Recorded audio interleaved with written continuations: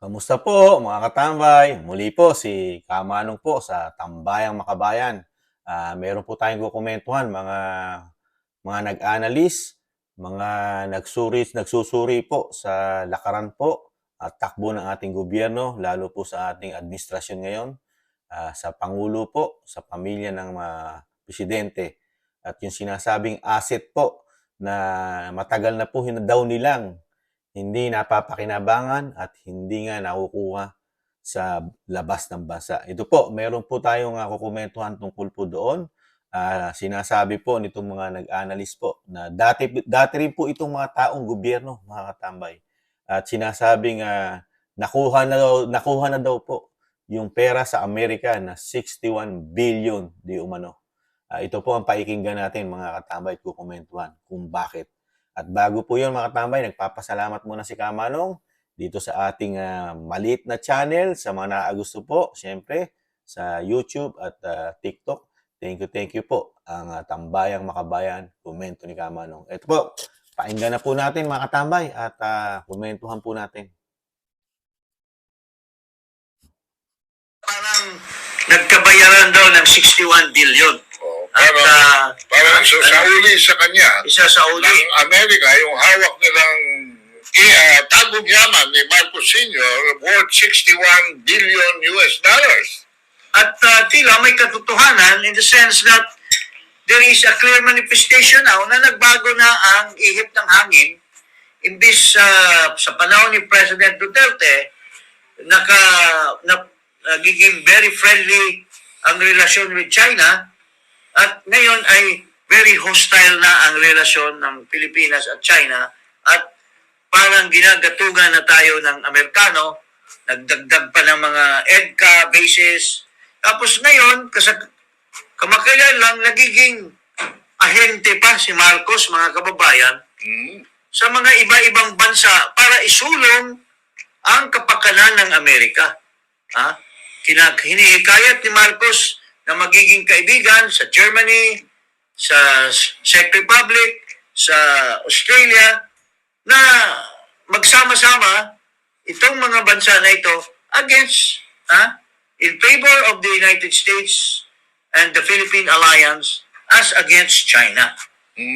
Pero nagbunga ba ito? Tulad ng pagpunta ni Marcos, ano bang mga daldalan ni Aldanese at ni Marcos doon sa Australia, paring Ado? Well, nagpirmahan sila ron ng isang maritime security cooperation. Okay. Iba mga aspeto tungkol sa pagpapalit ng mga kalakal, no?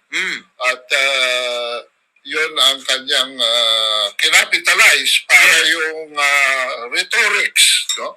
Ng Chinese aggression and provocation kuno sa South China Sea ay humingi siya ng tulong sa Australia. At yung ba ay nagbunga? At mukhang sinasakyan lang siya ng Australia at parang oo lang ang Australia dahil itong bagong nating natuklasan ngayon ay mukhang yung Chinese official pumunta sa Australia at mukhang nagkakasundo ang Australia at parang lumalabas na underdog ang Australia sa China. Ito, pakinggan natin po itong balita na ito. China visits sees 105 billion iron ore exports on the brink. China is sending its foreign minister to Australia, insisting that win-win cooperation is the right choice. But at the same time, it's emphasizing a desire to end Australia's biggest win, 105 billion worth of iron ore exports. Chinese Foreign Minister Wang Yi arrives in Canberra nung kinabukasan noon for trade talks aimed at resolving the remaining trade tariffs imposed on some Australian exports in retaliation for the former Morrison government calling for an investigation into the origins of the COVID-19 pandemic. He will meet with Prime Minister Anthony Albanese, his Australian counterpart, Senator Penny Wong, and former Prime Minister and outspoken Beijing advocate Paul Keating. Dito po, nagpapakita na mukhang maonsame itong 105 billion worth of export ng iron ore. Alam mo, mga kababayan, itong Australia is a mining country. Most of its economic gains come from mining. Itong BHP, Billiton, as one of... Yan po mga katambay, ang mga nagsusuri po na ating mga kababayan, lalo po sa larangan ng ating politika. Nakita po nila yung yung pagbabago ng policy una-una ng Pangulong Marcos. Di po ba? Biglang-bigla po dahil po yan napag-aaralan po nila yan. Dahil ibang-iba po una-una si Kamanong din, nakita po ni Kamanong kung paano pagkakaiba. Nung siya po bago pa lang at nangangampanya, di ba? Wala po siyang laging binibitawan sa media, kahit saang media interview, na yung policy niya ay susundan yung policy ni dating Pangulong Duterte, di ba? Na lahat kaibigang mga bansa, walang magiging kaaway at walang kaaway ang Pilipinas. Pero po ngayon, nagiging sinasabi po ng ating mga magigiting na nagsusuri, talagang parang nakuha na at nagkaroon na ng kasunduan ng Amerika at ang Pilipinas sa panahon ngayon. Kasi nag-iba na po ang policy at pananaw po ng ating Pangulong Marcos Jr. Di ba? Nawala na po. Nawala na sa focus at talagang sinusunod na po, di umano, ang Amerika ngayon. Lalo yung pagiging ayaw sa China. Dahil alam naman natin ang Amerika at China, talagang matinding magkalaban yan, lalo sa ekonomiya at sa pagiging tinatawag na world power sa buong mundo. Di ba? Dahil ngayon po, sa nakikita rin ni Kamanong at ng mga komentaryo natin na talaga ang China po talagang tinik na po, lalo po sa kapirahan ng Amerika.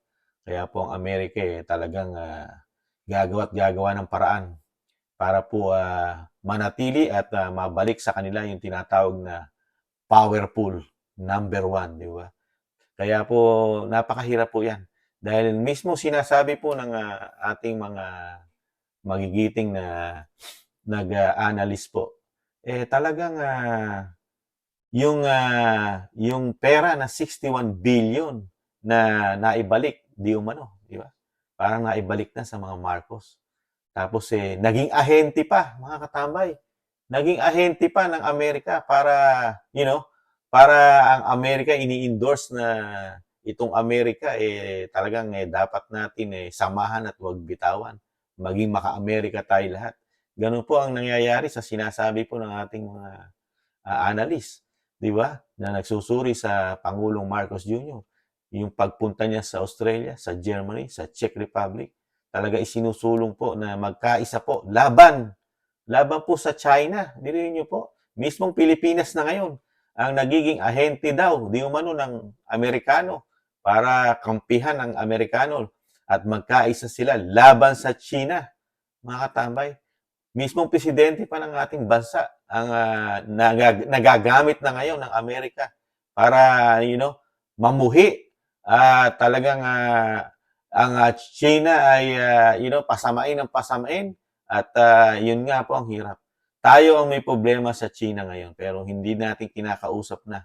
Hindi na nakikipag-usap ang ating Pangulo sa China. Talagang dinadaan na lang po sa, tapang at ang sinasabi pa ng mga tagapagtanggol ng ating Pangulo na hindi naman daw makikipagyera ang Pilipinas, kundi kung hindi, tayo'y didepensa lang, di umano. Didepensahan lang natin ang gagawin ng China kung sila ay maipagyera. Ano po ang pagkakaiba nun? Gyera pa rin yun, mga tambay. Kahit sabihin mo, atakihin ka ng China, gyera pa rin yun. Dapat nga po hindi humantong doon, di po ba mga tambay? Bakit mo pahantungin ka na magalit sa iyo ang China at sila magpaputok? Wala ka rin namang magagawa kahit sila magpaputok. Di ba? Kahit sabi mo, girahin tayo ng China, dapat hindi po humantong doon. Kahit anong pamamaraan, tayo o sila, kailangan hindi maganap. Dahil iisa rin po ang impact nun. Wasak pa rin tayo, di po ba? At yung sinasabi nating alliance na tutulungan tayo na mga nasa likod natin, katulad ng Amerika. Mismong si Manong Johnny na saksing buhay, napakaraming naranasan sa Amerika na hindi mo maaasahan, lalo sa pagtulong. Dahil naranasan na po yan, nakikita natin ng Ukraine. Hindi po nila nasuportahan na 100%. Ganon din ang nangyayari sa Israel, di ba? Sa Hamas hanggang ngayon, di ba? Ganun po ba gustong gawin, ganun po ba gustong mangyari ang mga vlogger natin, mga nasa social media na tagapagtanggol po ng pamahalaan, na wala na pong iniisip na kapakanan ng mga Pilipino na talagang tinututukan na nila ngayon sa social media na talagang tama ang desisyon ng pamahalaan na tayo dumipensa o makipagyera kahit sabihin mo depensa ang gagawin natin. Di mo ba? Nakakalungkot lang po. Saka yung sinasabi na pagpunta rin ng Pangulong Marcos sa Australia dahil sa hinihikayat na yung trade about sa negosyo, mapupurnada po. Mapupurnada. Dahil nagpunta rin ng China doon sa Australia, mga tambay. At naka-record po yun, yung pagpunta. Hindi po yun na secret deal. At mukhang maunsami. Mukhang masasayang, di umano, ang mga ginastos ng Pilipinas sa mga travel katulad ng Australia, mga katambay, na nung mga nakarang araw, linggo, buwan, ipinagmamalaki po ng Administrasyong Marcos na nakapag-uwi at makapag-i-invest ang Australia sa atin ng ilang daang bilyon o milyon dolyar, di ba? Na sinasabi rin ni Kamanong nung mga nakarang vlog ko, hindi pa napipisa. Hindi pa napipisa. Pero sa'yo, pisa na. Kinukwenta mo na kung ilan yung napisa, pero wala pa. Wala pa yung nag-invest sa'yo. Wala pa yung tulong, yung invest, saka yung sinasabi mong trade, hindi pa ginagawa ng Australia. Yan, nangyari na.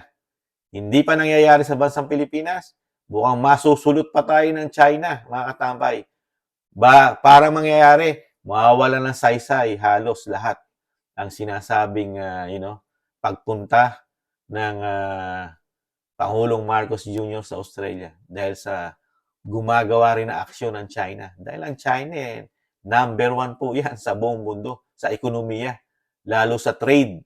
Sa trade, di ba? Alam natin na pinagkukunan din ng Australia yan, ang China. Halos lahat ng buong mundo, lahat ng buong bansa sa mundo, meron pong trade. Ang China, ang Amerika lang po, ang laki ng trade na inaangkat din po ng Amerika sa China, mga katambay.